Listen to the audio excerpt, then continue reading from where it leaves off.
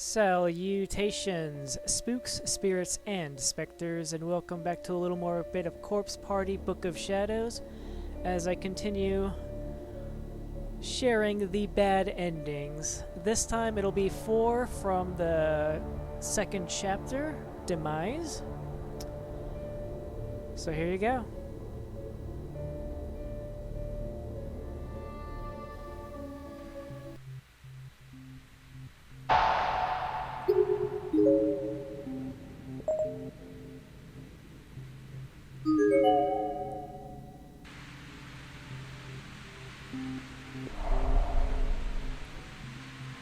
Well, here's 2 ID badges I missed. Let's get the one in the pool first. There's a comparatively fresh corpse floating in the pool. It looks to be that of a female middle school student, based on her uniform and relative size. The back of her head seems to have been bashed in, revealing white skull and pink brain tissue through the parts in her hair. She must have been struck pretty hard. Her student ID name tag is floating right next to her, with big, bold letters making it legible even from a distance. Takane Municipal Middle School, Chiaki Hiyama.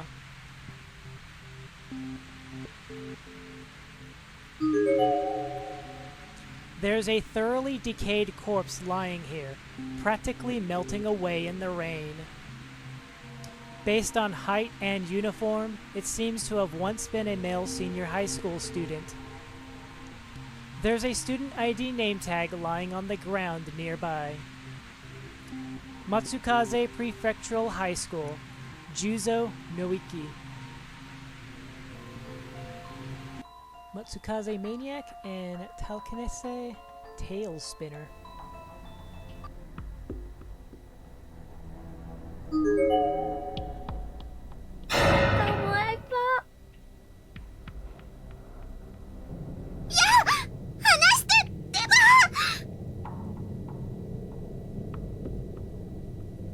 I was caught in his cold, dead hands.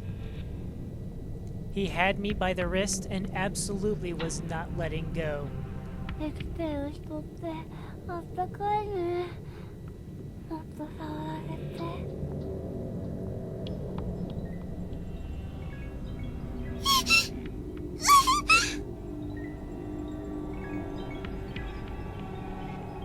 With one sudden, inelegant movement, he grabbed my hair in his other hand and began violently pulling on it with all his might.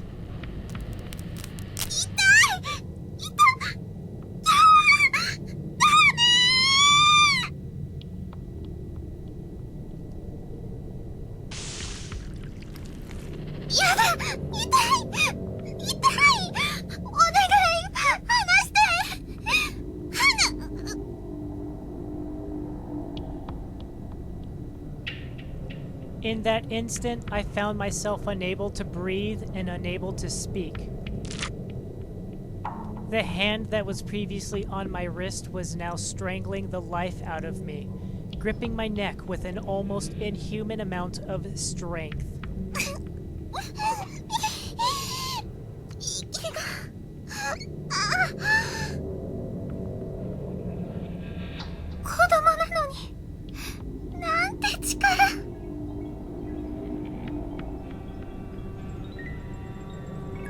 For a brief moment, I could feel a cold sensation on my arm.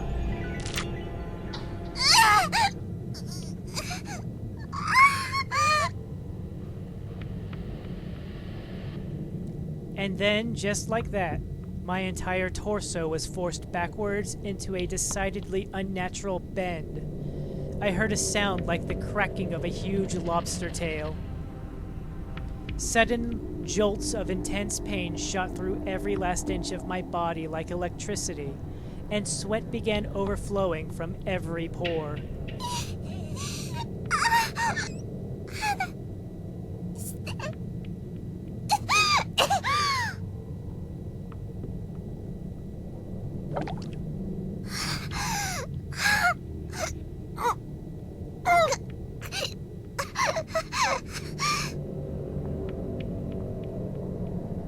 My body, equally uncertain on how to react to levels of pain this severe, responded with intense nausea.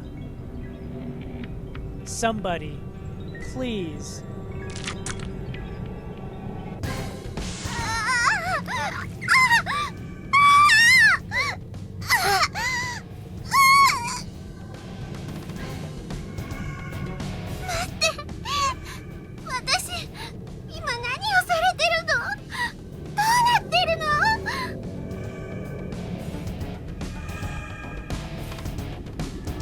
How many people were in the room with me?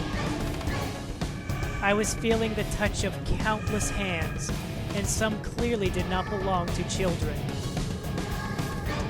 Who were these people, and how many of them were holding me down?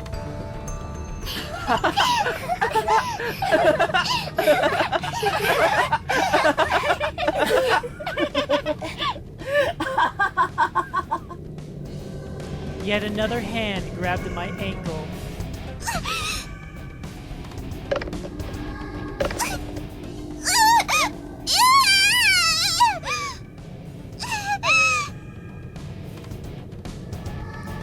With an even greater force than before, my legs were pulled in opposite directions.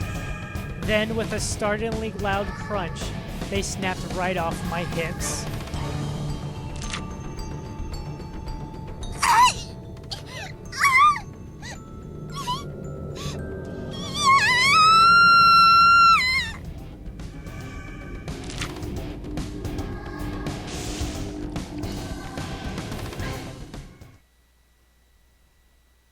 My limbs were either gone now, or barely still attached.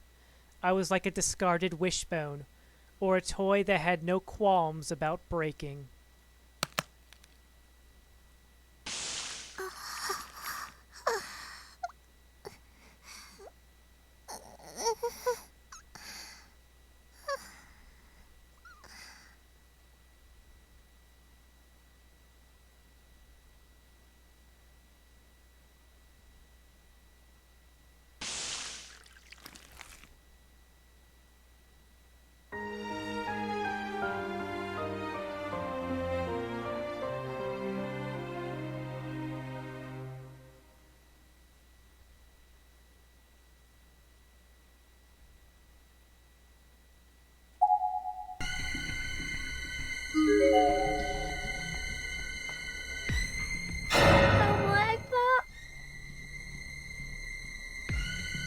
His icy child-sized hands caught hold of my wrists and wouldn't let go. Try as I might, I couldn't shake him. Shiba!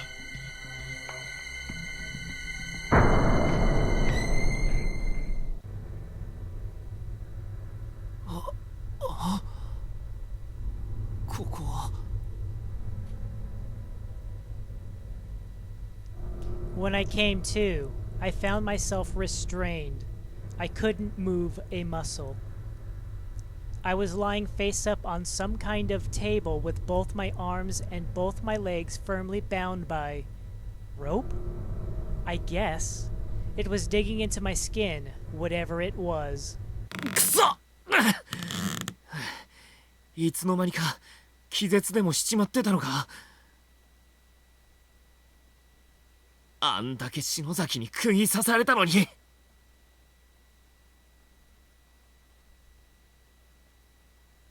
My head was the only part of my body that didn't have its movements prohibitively restricted, so I was able to look around the room to some extent. The walls and ceiling seemed to be made of dirt or mud. I didn't get the impression that I was in the school anymore. It looked and felt kind of like I was in some basement room, or more specifically, a mine or a bomb shelter or something. Thick, gloppy blood stains saturated every corner of the room, and the stench in the air was enough to send a shiver down even the most hardened spine. It seemed fairly apparent what this room was used for. At least, it was as apparent as it needed to be, but the scariest part was, I remembered this place. Or I had a nagging sense that I'd been here before, anyway, much like Shinozaki had said about that weird classroom just moments before. わけわかんねえ。何がどうなってんだよ。とにかく早く逃げねえと。逃げる？できないって分かってるくせに。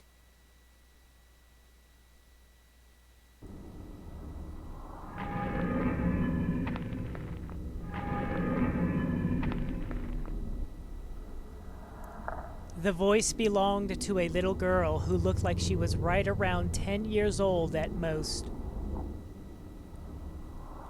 She was wearing a red dress and staring at me through a mop of messy black hair with a smirk on her face and a condescending glint in her eyes. Sachiko? Sachiko?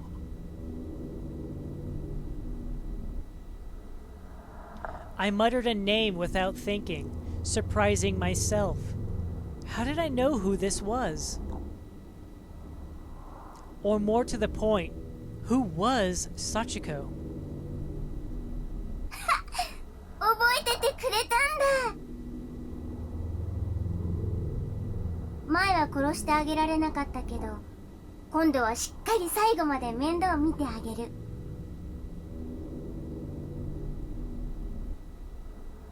こっち側の筋書きが固定されるように念入りにね。出しなよ切れ端。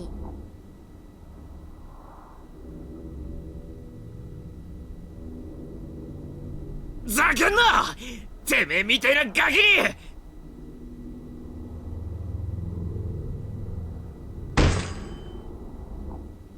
In the very next moment, everything around me seemed to go white.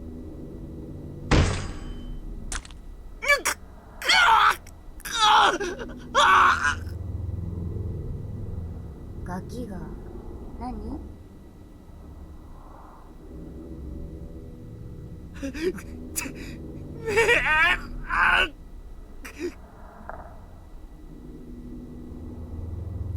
？Sachiko was now staring at me with a cold, unmoved, and unwavering expression. I was in more pain than I'd ever felt in my entire life.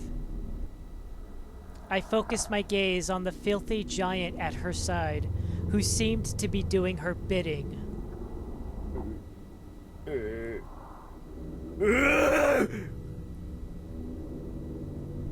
His enormous hammer was still resting on the mess that was previously my right ankle, up until about a few seconds ago.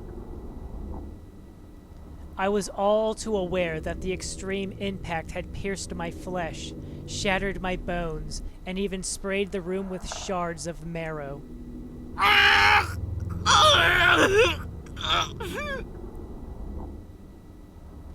This was beyond pain. Every last nerve ending in my body was on alert. I could feel the underside of my skin. I wanted to puke, but knew it would do no good. 足の先から順番にゆっくり潰していってあげる。ほら続けろ。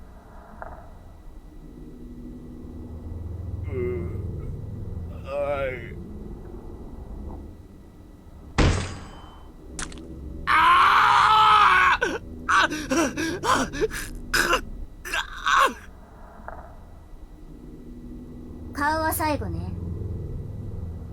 お兄ちゃんちょっとかっこいいから残念だけど、潰れて目玉が飛び出した面白い顔も見てみたい。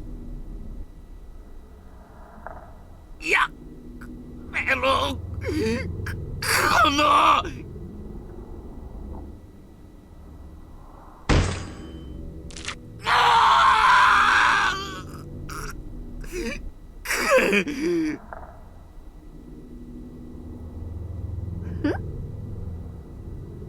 反抗的な目ね。次はどこを潰してあげようかしら。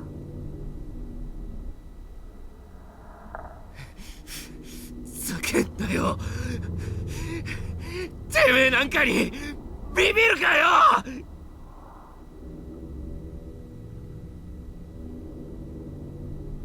I tried my best to stay strong and not give her the satisfaction of seeing me in pain or afraid.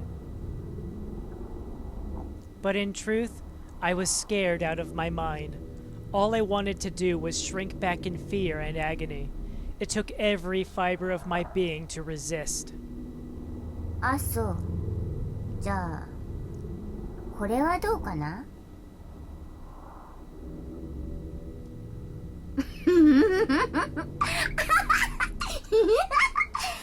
おいデクノボ、こいつにさっきのを見せてやりな。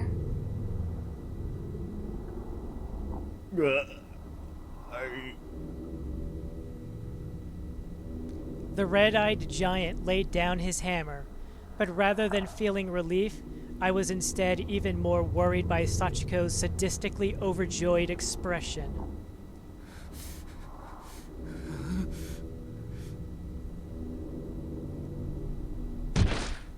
これなんだ。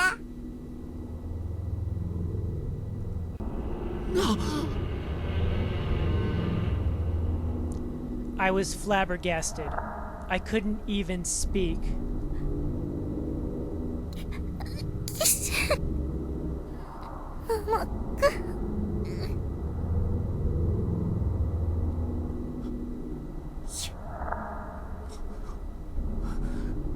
篠崎。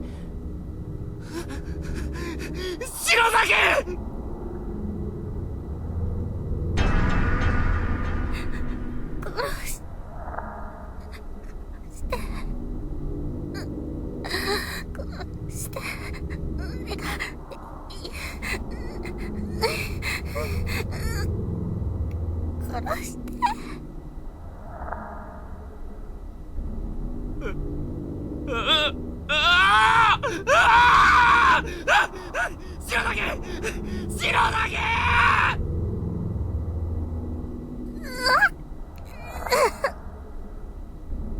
やめろ！篠崎に触るんじゃねえ、クソども！クソが！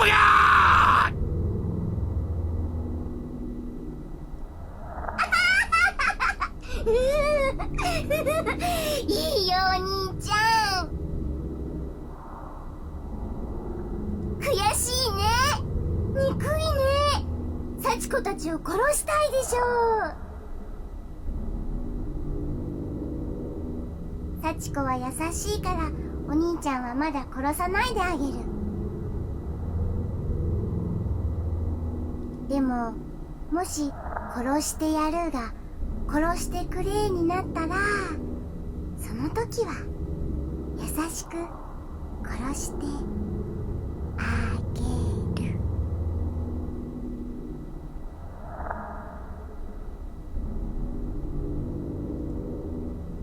As she said this, she drew her face in close, and I could feel her tiny cold lips sucking the tears from my cheek. その憎悪が死んでからも変わらなければ、お前も私になれるかもしれないね。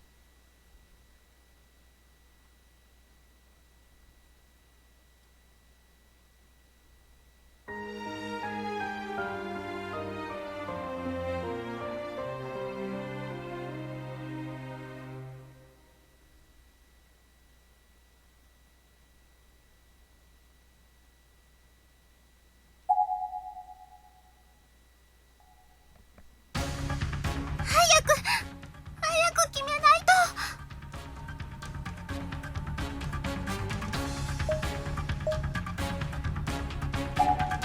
と。包帯なんて後でいいだろう。それよりもたもたしてたらバケツが。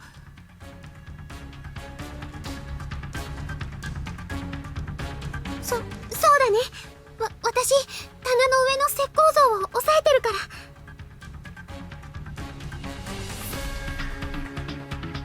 ら。よし、俺がバケツ外すからそっちは頼む。気をつけてね。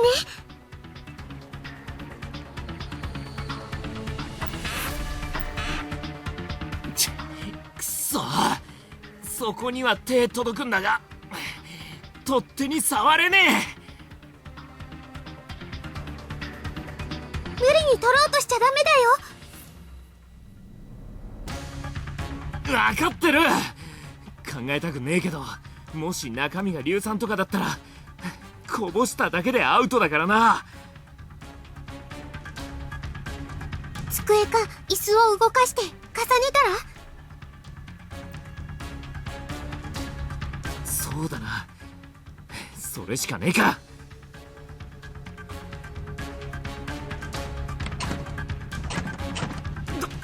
どうなってんだ。どれもこれも床に張り付いちまったみたいに動かね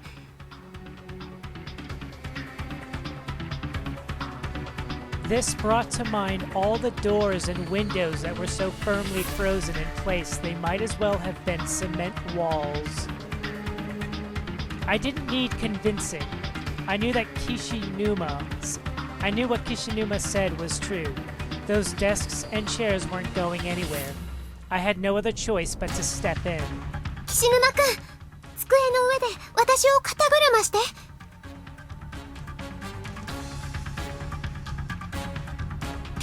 けどよ、お前スカートで。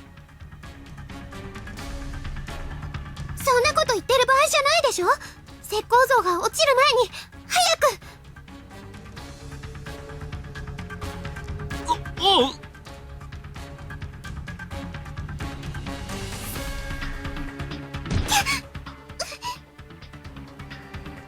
おっと、なんだよこの机は。いや、床が傷んでんのか。とにかく慎重にな、鈴本。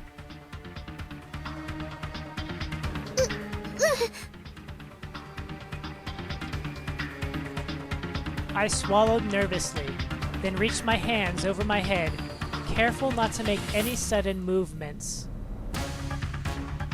I could reach the bucket's handle just fine, fortunately. Now all that remained was untying it and getting it down without spilling whatever happened to lie within.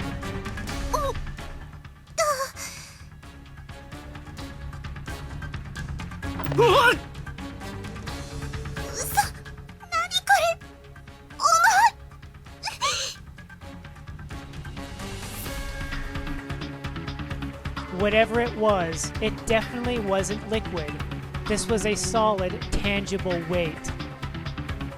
It felt almost as if the whole thing was filled to the brim with lead. I tried my hardest to maintain balance while adjusting to this unexpected new mass in my hands, but...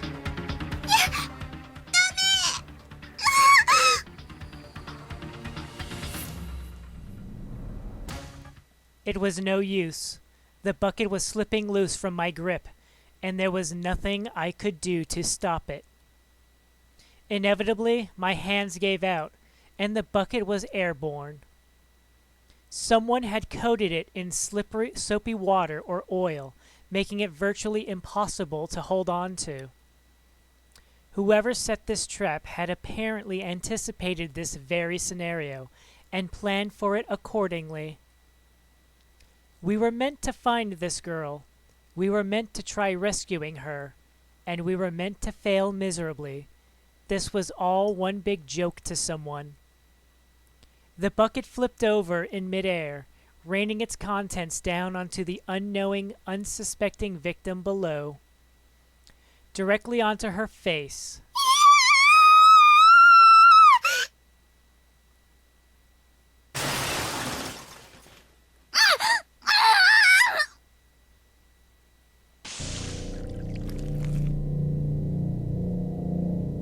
Her cries only lasted for 1 or 2 seconds.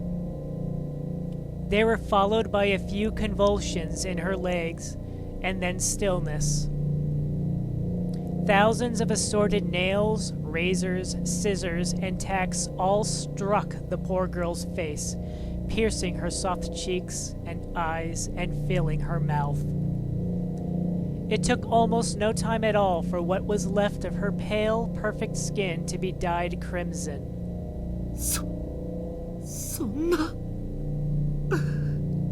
なんでだよ。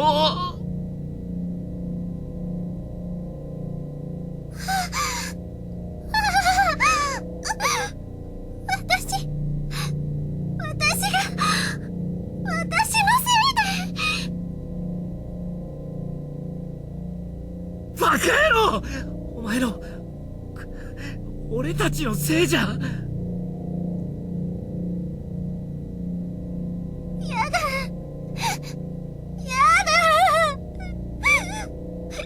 こんなつもりじゃ。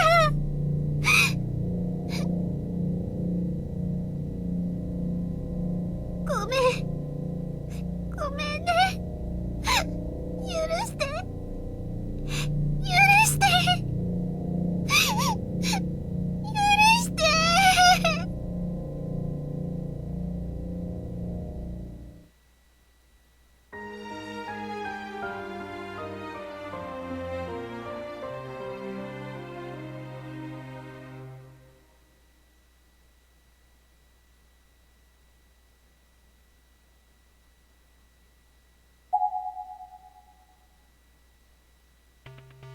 俺は別にどっちでもいいけど。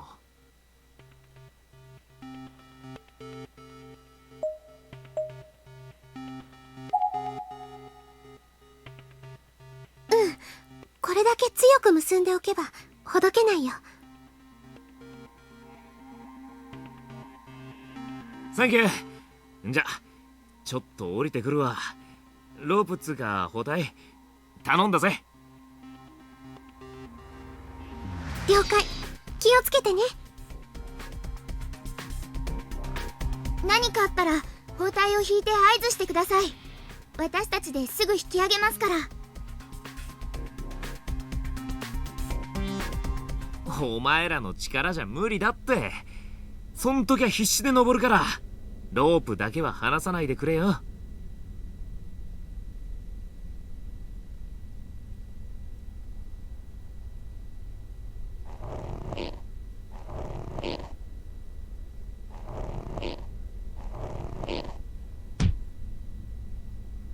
よし、鈴本、地面についたぜ。大丈夫？どう？何かありそう？暗くてよくわかんねえけど、今から調べてみる。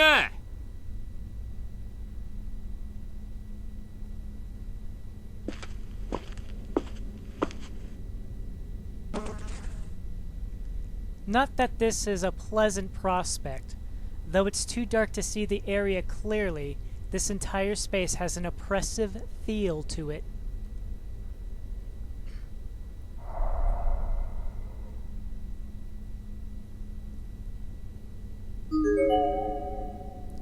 There are a large number of dead bodies scattered throughout the room.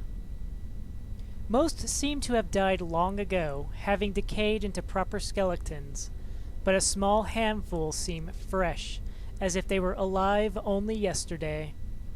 こりゃ、一体何十年前から。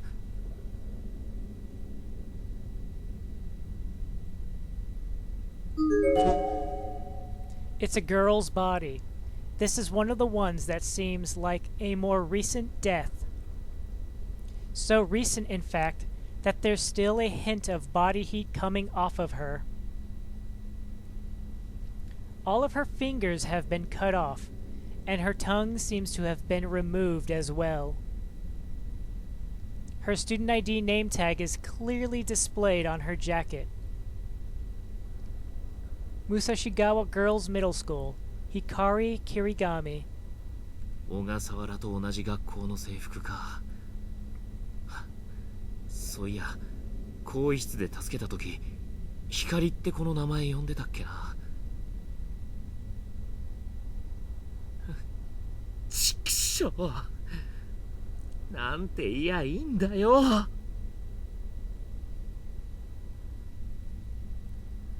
There's something lying on the ground next to her body. It seems to be the glinting object that called attention to this room in the first place. Acquired bottle.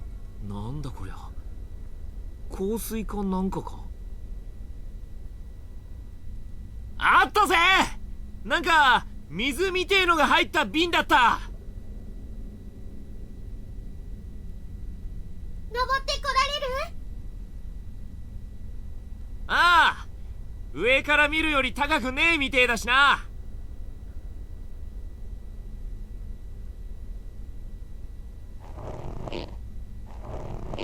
おっとっと、意外と揺れて登りにくいな。おお、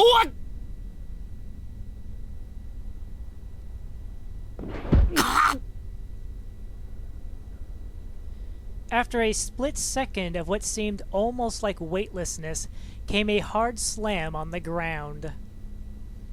And following momentarily afterward was the other end of the rope. Did the girls let go? Fortunately, it happened while still fairly low to the ground, resulting in bruises, albeit painful ones, rather than broken bones.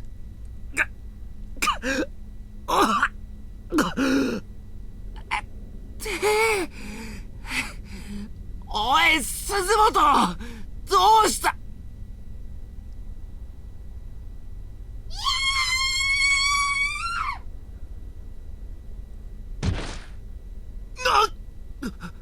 おい、小笠原。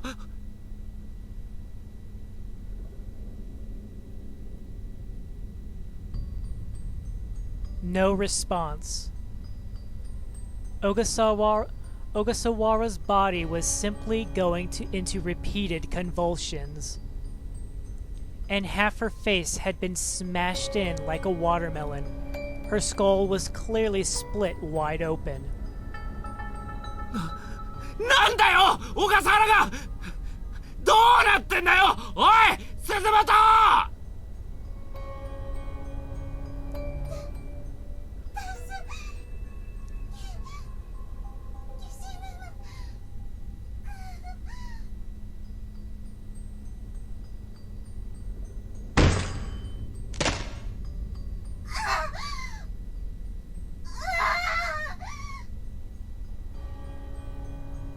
鈴本！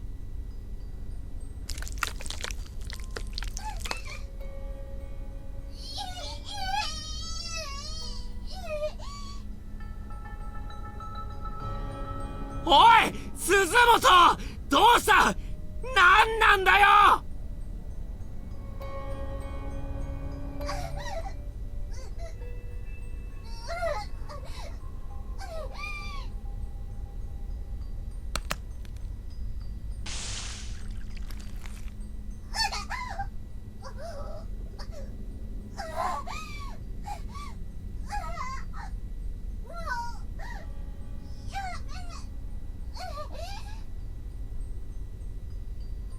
鈴本！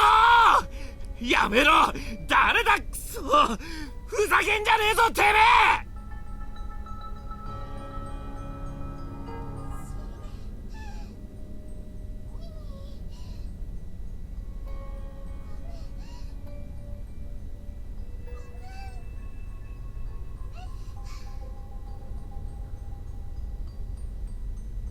バカ野郎！鈴本、諦めんじゃねえ！絶対に俺が森重に合わせて！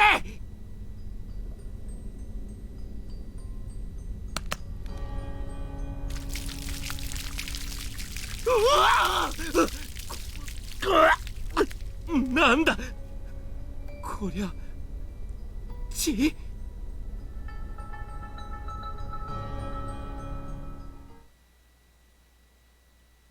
Blood spilled from above as if someone were dumping a whole bucketful of it down the hole.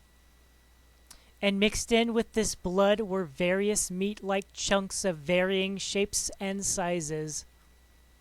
Chunks that were clearly pieces of a person's body. 鈴本！